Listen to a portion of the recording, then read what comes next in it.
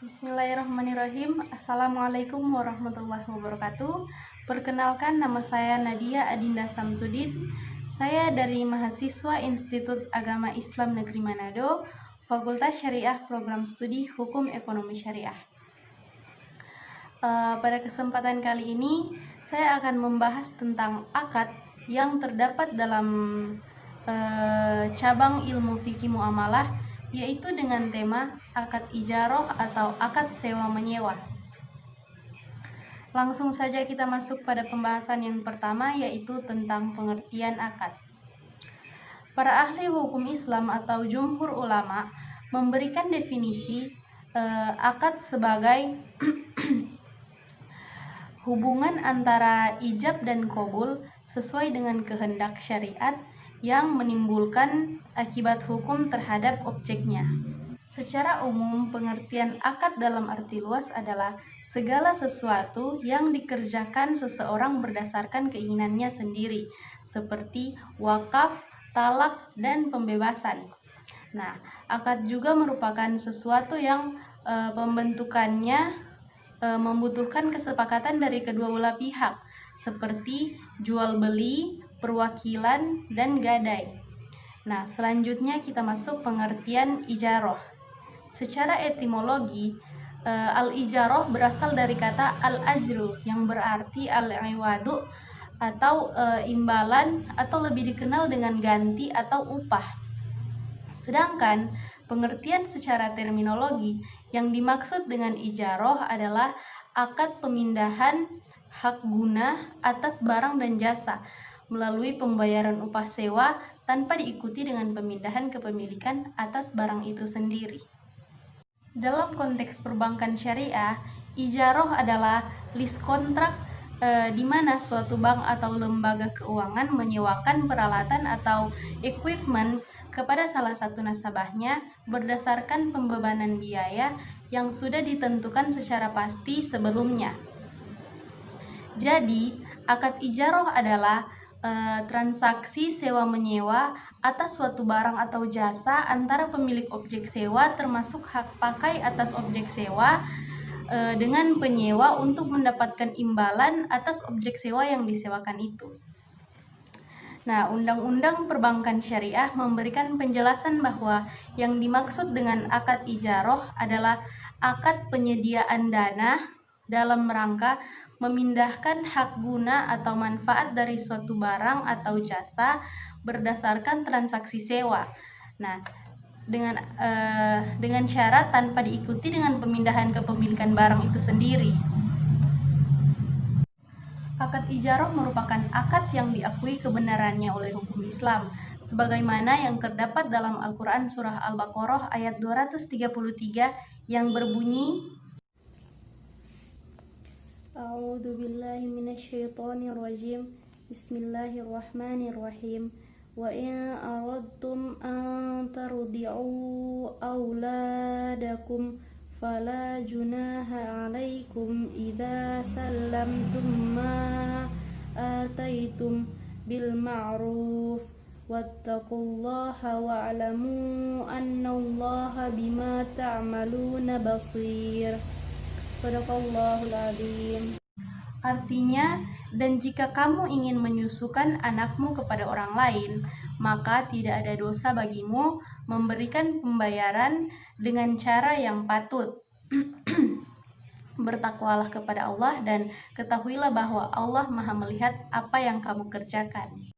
Maksud yang terkandung dari ayat tadi yaitu apabila orang tua dari bayi tersebut ingin mencari wanita lain selain ibu kandungnya untuk menyusui, maka kedua orang tuanya harus terlebih dahulu melakukan musyawarah bersama sampai keduanya bersepakat demi kebaikan anak mereka, dengan syarat kedua orang tuanya harus memberikan upah kepada wanita tersebut, yakni tanpa menunda-nunda atau mengurangi upah tersebut. Karena jika tidak memberikan upah secara baik kepada wanita yang menyusui anaknya, maka itu menunjukkan bahwa sang ayah telah meremehkan dan lalai dalam mengurus anaknya.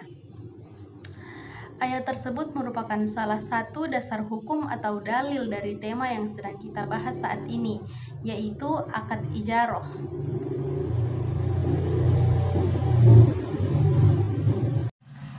Pembahasan berikutnya yaitu tentang rukun dan syarat dalam akad ijarah. Seperti halnya akad ataupun perjanjian lainnya, ada beberapa rukun yang harus dilengkapi. Nah, rukun akad ijarah ini terdiri dari 4 rukun, yaitu yang pertama, adanya akid atau orang yang akad, terdiri dari 2 orang, yaitu muajir atau orang yang menyewakan dan mustajir, yaitu sebagai penyewa.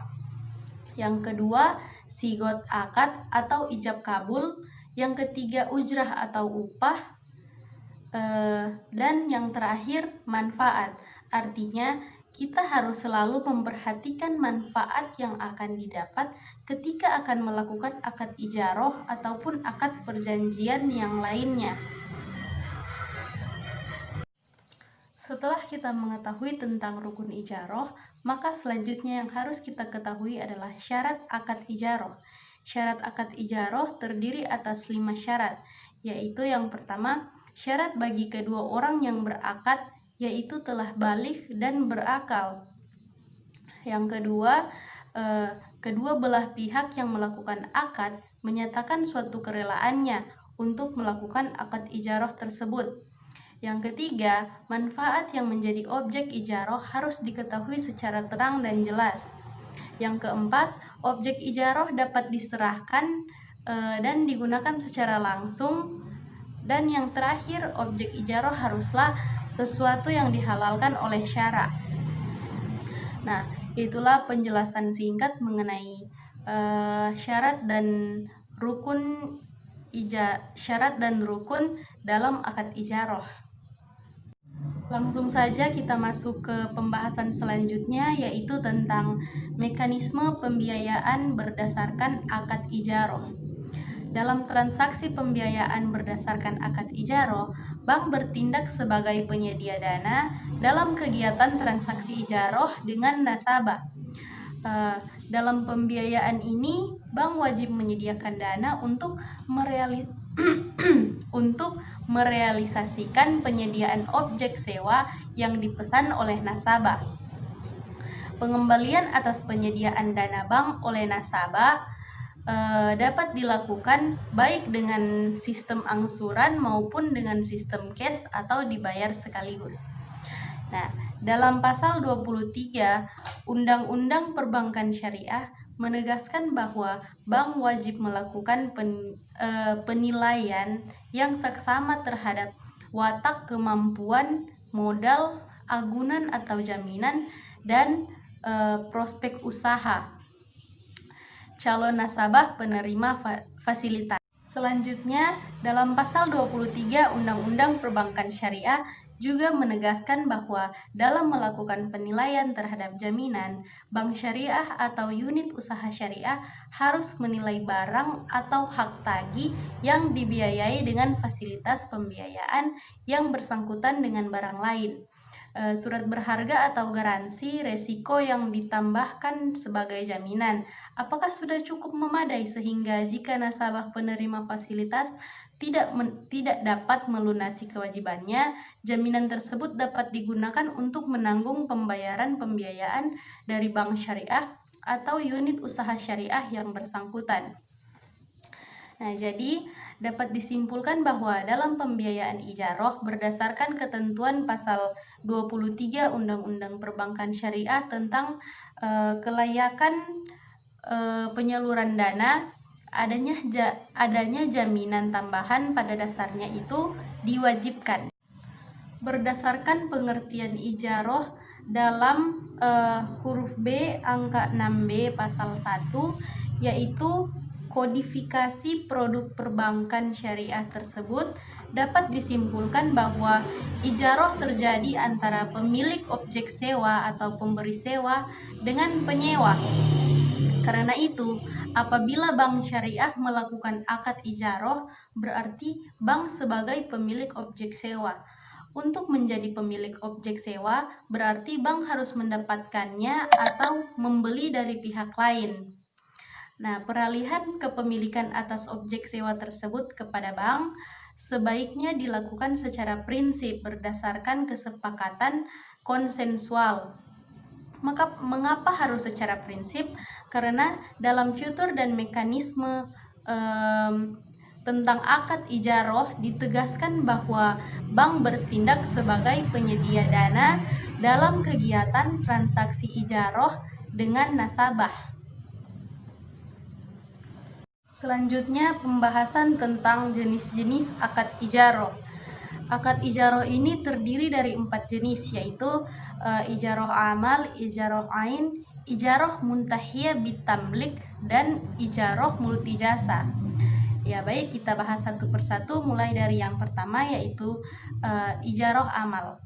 Ijaroh amal digunakan untuk memperoleh jasa atau pekerjaan dari seseorang dengan membayar upah atau jasa yang diperoleh. Nah, contoh dari ijaroh amal yaitu seperti buruh bangunan, tukang jahit, dan buruh pabrik. Selanjutnya, kita masuk pada jenis yang kedua. Jenis ijaroh yang kedua yaitu ijaroh ain. Ijaroh ain adalah jenis ijaroh yang terkait dengan penyewaan aset dengan tujuan untuk mengambil manfaat dari aset itu tanpa harus memindahkan hak kepemilikan dari aset tersebut. Pada ijaroh ain, yang menjadi objek akad sewa menyewa adalah barang. Contohnya kita merental mobil, sewa motor, bahkan sewa rumah, dan bisa juga menyewa barang-barang atau benda lainnya. Selanjutnya ijaroh yang ketiga yaitu ijaroh muntahiyah bitamlik atau disingkat dengan IMBT. IMBT ini adalah perjanjian sewa menyewa yang disertai dengan opsi pemindahan hak milik atas benda yang disewakan kepada penyewa setelah selesai masa sewa. Nah, contoh kasus pada ijaroh muntahiyah bitamlik adalah pembiayaan yang digunakan untuk pembelian kendaraan bermotor pada leasing syariah dan bank syariah. Skemanya yaitu yang pertama, melakukan perjanjian ijaroh terlebih dahulu, yaitu memenuhi ketentuan rukun dan syariat akad ijaroh. Yang kedua, para pihak melakukan perjanjian pemindahan kepemilikan yang hukumnya tidak mengikat. Nah, selanjutnya ketika bank hendak mengalihkan kepemilikan kepada nasabah pada akhir periode sewa, kedua belah pihak harus melakukan akad pemindahan kepemilikan. Barulah aset yang ditransaksikan tadi sudah menjadi milik nasabah. Selanjutnya jenis ijaroh yang terakhir yaitu ijaroh multijasa. Berdasarkan fatwa Dewan Syariah Nasional nomor 44/DSN MUI 7/2004 tentang pembiayaan multijasa, yaitu pembiayaan yang diberikan oleh lembaga keuangan syariah kepada nasabah dalam memperoleh manfaat atas suatu jasa. Contoh akad ijaroh multijasa pada kasus pembiayaan untuk keperluan belajar di universitas. Pada contoh akad ijaroh ini, bank bertindak sebagai pemberi manfaat, sehingga perlu menyediakan jasa pendidikan yang akan disewakannya. Nah, hal ini dapat dilakukan melalui perjanjian kerjasama antara bank dengan lembaga pendidikan. Jadi misalnya, biaya per kuliah itu per semester sebesar 5 juta rupiah, sehingga total biaya kuliah selama 8 semester atau selama 4 tahun adalah sebesar 40 juta rupiah. Maka total jasa yang digunakan nasabah adalah sebesar 40 juta rupiah. Dan bank menetapkan ujroh atau upah yang mereka inginkan, misalnya sebesar 8 juta rupiah, sehingga nasabah wajib membayar sewa setiap bulannya, yaitu sebesar 1 juta rupiah per bulannya selama 48 bulan atau selama 4 tahun. Nah, itulah penjelasan mengenai tema yang sedang kita bahas pada saat ini, yaitu tema tentang akad ijaroh. Saya ucapkan terima kasih kepada Bapak Adriandi Kasim SHI MH selaku dosen pengampu dari mata kuliah Fikih Muamalah. Saya Nadia Samsudin, sekian dari saya. Wassalamualaikum warahmatullahi wabarakatuh.